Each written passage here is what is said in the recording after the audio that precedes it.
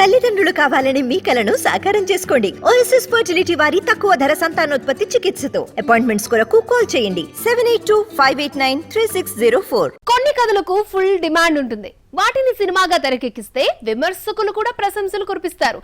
Premier షోల ద్వారా ఆహా ఓహో అంటూ అభినందనలు వెల్లువెత్తుతాయి. తీరా థియేటర్లోకి వస్తే ఆడియన్స్ నుంచి ఆశించిన మద్దతు ఉండదు. పాజిటివ్ టాక్ తెచ్చుకున్న బాక్స్ ఆఫీస్ వద్ద ఎదురీదాల్సిందే. ప్రెసెంట్ ఇదే ఫేజ్ లో ఇరుక్కుపోయింది మైదాన్. బాలీవుడ్ లో అజయ్ దేవగన్ హీరోగా అమిత్ శర్మ డైరెక్షన్ లో తెరకెక్కిన పీరియాడికల్ బయోపిక్ మైదాన్.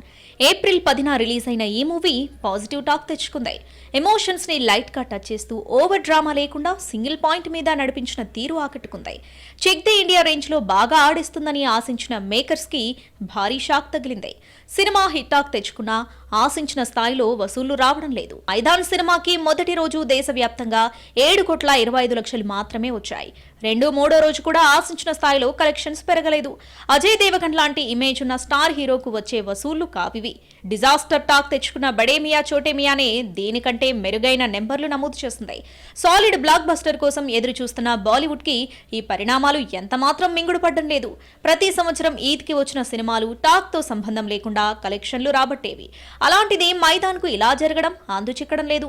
ఇండియాలో క్రికెట్ కున్నంత క్రేజ్ ఫుట్బాల్ కు లేకపోవడం ఒక పాయింట్ అయితే, లగాన్ చెక్ ది ఇండియా రేంజ్ లో గూస్ బంప్స్ ఇచ్చే కంటెంట్ ఇందులో పెట్టకపోవడం మరో కారణం. ఏదేమైనా దేశభక్తిని రక్తి కట్టించడంలో మైదాన్ 100% సక్సెస్ అయింది. బాగుంది అనిపించుకున్న సినిమా కూడా బాక్స్ ఆఫీస్ వద్ద ఎదురు ఈదాల్సి వస్తుంది.